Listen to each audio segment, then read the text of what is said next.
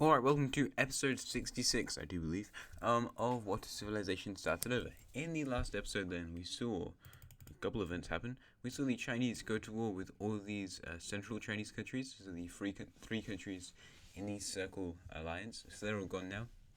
We then saw the unification of the North Chinese Union, which, interestingly enough for China, is a council, so that's pretty cool.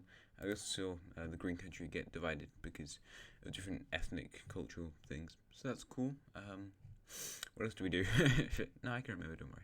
There was a war down here in Arabia, and we saw the Oman country lose lots of their land, which was like all the way up here. I don't know if you can really see where I'm pointing, but like this bit. So it was pretty high up, but they lost lots of that, majorly with the help of Poland, as the Polish sent forces that were in sort of Mecca area, and that's pretty nice of them. So we'll see if that means anything in today's episode. We didn't really do that much colonization. Actually, no, we didn't do any, I don't think. But we're gonna do that today, don't worry. Also, I tried to update the cities layer, so that's what this random cities all about. But they're on this layer, like the normal world layer, and I just haven't had the heart yet to transfer it over to this layer, so I'll do that eventually. I just don't really want to yet. I feel like that's probably another thing that happened. Was it this? I don't think so. But yeah, I guess it doesn't matter. You watched the last episode, didn't you? Hopefully. Also, I made a new layer as well, which is like cultural, whatever it's cultural family layer. So we have the families for the different cultures. Doesn't really mean anything, but it's just where each culture comes from, because like culture's here, and then family culture, which this is really horrible to look at. Anyway, let's get on with the video, shall we? And first off, we need to go to Europe, because stuff is always happening in Europe, and today it's going to be, oh damn it, I got rid of the circle so you didn't have to look at it, but I realize I do actually need that for wars and things. So, the Italians are going to be going to war. They have a couple of countries they could attack, like France, the Alsace countries, Switzerland, Austria or something. Also like Hungary, Carthage or Turkey. They would all be really good choices, wouldn't they? No. But they're going to be invading Switzerland because Switzerland is poor as dirt, and they can evaporate Switzerland in like 3 seconds. So that was a really easy war for the Italians. Generally, it's just for like defensive purposes. You know, there's the Alpine mountains here, so they're pretty good for defense. And controlling all the Alps is nice. Also, real life there, you can actually see that most of Switzerland was in Germany, and damn it, yeah, there we go. You can see that most of Switzerland is actually in Germany and Austria, like a tiny bit of the countries in Switzerland. I just always call them the Swiss country, not the Bavarian one, but I don't care. So yeah, they're Swiss. Anyway, now they're gone, so we don't have to worry about it anymore. Also, we need to look at ideology, because I realized something that probably shouldn't happen, which is that we still have a load of warrior aristocracies, and it's nearly the 1900s. I feel like a warrior aristocracy is something we shouldn't have at this point, so what I'm going to do is replace all these warrior aristocracies with military dictatorships. Yeah, we don't actually have any normal dictatorships where it's just like average dictator. We just got loads of these things, so that's strange. One day we'll get a normal dictatorship, don't worry. However, the only country that will remain as a warrior aristocracy is Okinawa. No wait, is that right? I don't remember. These islands, these silly little islands down here, they're really stranded, like an absolute hermit state. They don't talk to anyone. They have like no diplomatic relations, except maybe the pink team and maybe China, just for safety. So they're really isolated, and they're not very industrialized at all. So they don't care. They're going to stay how they were before. And the only other thing we need to do is the world is going to get a new democracy. So that's really cool. And which country? Oh, damn it. Silly. Yeah. They're also going to get, it's going to be a monarchy. As you can see, I've picked up the, whatever it's called, constitutional monarchy layer. And the country is going to be Sri Lanka. So Sri Lanka got their independence, again, not too long ago, from these guys during the war with the Europeans against the Indians. So that's pretty good for them. I bet they're happy with that. And now they've decided to democratize. They are the 6th country ever to do that.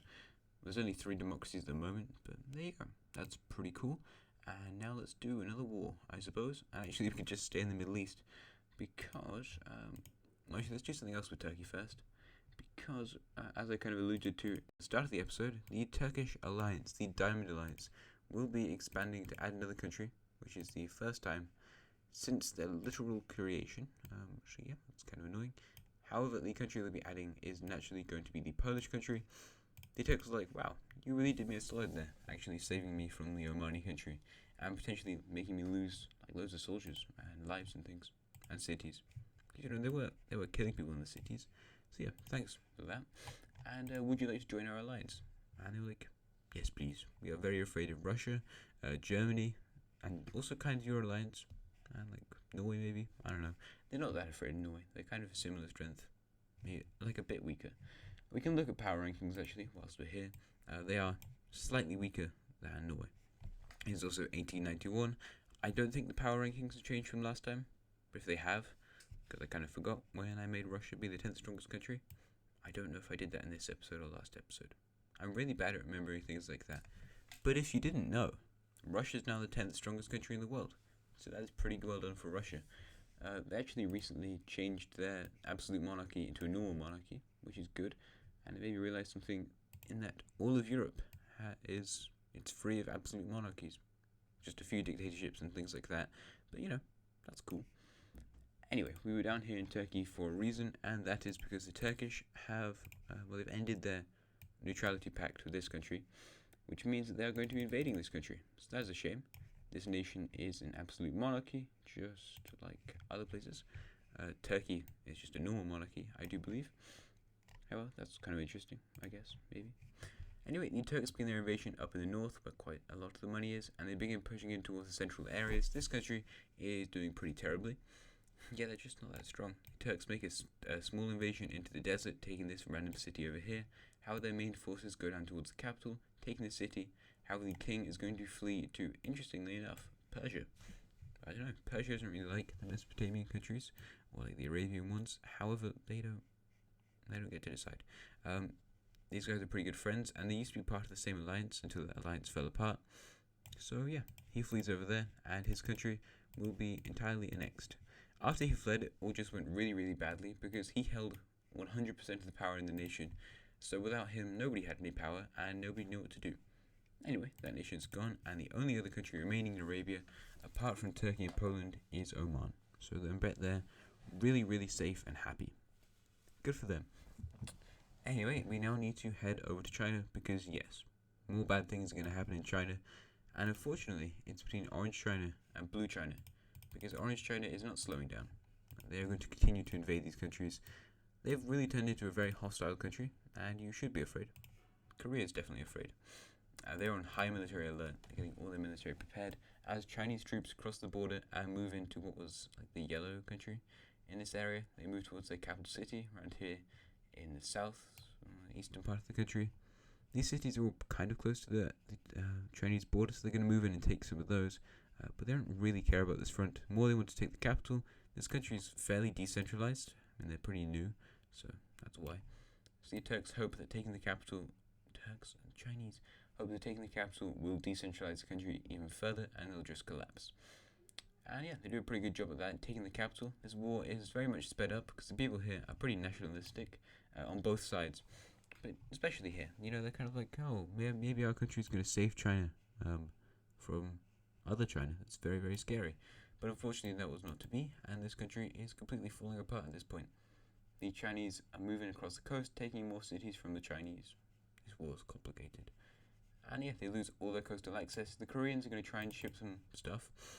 However, China's just going to ramp up their military things, and it really shows that this country might be approaching the number 3 spot. They're in number 4 at the moment. China is. Wait, no, are they? I swear they're in number 5. Who's number 4 then? Yeah, there they are. Never mind. That's good. Anyway, so they're in number 4. They could potentially beat Germany in sometime in the future. However, with Germany's colonization, they have moved themselves up significantly. Large areas of the country now start to collapse, as lots of it's just Mongolian steppe and random deserty stuff that nobody really cares about. So that's a shame. And in the end, we see the capitulation and collapse of this country as people are like, you know what, I just can't be bothered to fight this anymore. We've seen all these other countries lose loads of population to this place. And you know what, we might as well submit. You know, we're both Chinese countries. Maybe it'll be alright. So, at the end of the war, the Chinese are going to fully annex this territory and they've now created the biggest empire to ever rule in China. The Orange Chinese country did exist during the time of the Shanghai Empire, but Shanghai did not have this much stuff, so that's pretty scary. Anyway, I have actually come to the colonial side of the world. So what I'm going to be doing is filling in the Brazilian territory. So they fill in all of South America. That's cool. We haven't got to Antarctica yet. Don't worry. However, Australia is the last Oceania is the last continent without it isn't fully colonized. So give me a sec and I'll do that. And here we are. So at the moment, we just need to go over the colonization, I suppose. So the British take over all of this territory here in the center. The Dutch get quite a big claim, taking over this territory and this other bit here in the center as well, whilst the Germans get 2 pockets of sand. Great. And there we have it. Australia is now fully divided. We have this cool straight line here. The Chinese didn't take over any more territory because they were in the middle of fighting a very big war. And now all that's left is this territory. As I said before, the Chinese are currently fighting a huge war whilst this is going on, so they won't be colonizing any of this, and the British move in, taking over New Zealand and all these other Pacific islands the Chinese haven't taken over. As for the ones they haven't taken over, they're up here. They're going to take them over. They probably should have done this a while ago, because they moved out to like the second island chain. Don't remember what it's called, but it's something. The Japanese owned it in World War II. I think it was kind of important then. I don't know. Anyway, so there's that, and now the world is fully colonized apart from this place. But don't worry about that. Oh, also the French are going to go out into the Pacific and colonize the rest of these islands around here. Yeah, I don't really care about these islands. I doubt they'll be important. I probably will forget to decolonize them when decolonization inevitably occurs. But yeah, there we go. The world. Oh, silly me. The world is now fully colonized, that you can see, and it looks really cool. I don't know. This is pretty nice. I'll put it onto full map mode. Yeah, I like how this has turned out. There's some bits where I don't especially like the borders, like here in Libya. I don't love this. Central Asia looks kind of strange, especially in Mongolia. What is going on in Mongolia? But yeah, most of it kind of looks alright, and it's going to change a lot anyway, so this is good. Now, the video has only been 12 minutes long, and I wonder why I've sped through it that much. It's a strange thing that... Why have I sped through it so much? Well, if only there was a good reason, like another really major war happening. Because yes, another really major war is going to occur, and it's going to occur here in Eastern Europe, as the forces of the Diamond Alliance will all be declaring war on the newly created nation of Russia. That's right. Poland, Ukraine, Hungary, and Turkey, the terrifying Turkish Empire, are all going to be going to war with Russia. Russia is the 10th strongest country in the world, so theoretically they could get beaten just by the Ukrainians on their own. So as Ukrainian troops make the cross across the border, yeah, this is very, very bad for the Russians. They managed to defend both of these cities. However, this area that's got barely any people in it, well, that's probably a lie, but no cities anyway, will fall. And following that, we see Polish troops also move over the border, taking over some more territories without many cities. But they do move towards both of these cities here around Lake Volodka, I want to say. So that's pretty cool. And yeah, the Russians are in a really, really bad spot as their capital is really, really threatened by the Ukrainians. So, an event that's going to get made into lots of films in the future, don't worry. In this world at least. I doubt in real life it's going to get made into a film. Lots of Russian people are going to try to escape through Poland and in these occupied areas and flee into countries where they're not going to get attacked. And these people are really worried about getting attacked by the Diamond Alliance. So where do they flee to? Norway. Norway's going to try and start a campaign to take in lots of refugees. How the Polish don't want to let these people get out because they kind of want to get the population from this. They've got lots of ambitions on Russia, and their ambitions kind of look a bit like taking over all of this stuff, and potentially like this as well. And then puppeteering other stuff that hasn't been taken over. Basically, Poland wants as many people as they can get because they want to make an empire just like the old Holy Polish Empire. So, they're going to try and kill a lot of these people. However, some of them escape. It's like I don't remember what the film was called, but it's like a World War II one, when they escaped from those German camps. And like 3 people got out. There's like 2 Norwegian guys and some other chap. And they escaped from some German prison. It's kind of like that. That's the idea. And the Norwegians are going to send out their ships. The Finns and the Swedes to kind of let them use their waters. Because what are you going to do? The Norwegians would absolutely destroy you. And both these guys are really neutral countries now. So the Norwegians send some ships out to save these refugees from war. How the Polish start detecting signals, and over the course of a week, 3 Norwegian military vessels are blown up by the Polish. They're military vessels, so they're faster, and also they'd hopefully deter the Polish, who would try and kill the refugees. However, that didn't work, and the Polish blow up one. I don't know what's the top ranking in the Navy. Anyway, one of those guys, like the top person in the Navy, was on one of these ships because they were afraid. Like it was the third one that got blown up in that week, and the Norwegians and the rest of the alliance is going to meet together in the capital of the Netherlands because they're like, wait a minute, the Polish just blew up some of our military stuff, and they killed a load of people, and they killed refugees as well. Like, that's pretty mean. We should do something about this. This is like a humanitarian disaster, and although we're all monarchies, we've got sort of democratic things in place. None of these countries are republics, but they're kind of democratic. So Norway, Britain, the Dutch, and Italy are all going to meet together in the Netherlands. And at the end of the conference, which takes course over another week, in which another military ship is blown to pieces, they decide to declare war on this alliance. So, World War I has begun. In about 1897, the forces of the Diamond Alliance and the Triangle Alliance declare war. And yeah, in the next episode, we're going to see who wins. This is going to be pretty cool. Anyway, if you enjoyed today's episode, like, subscribe, comment, and I will see you again next time. Goodbye.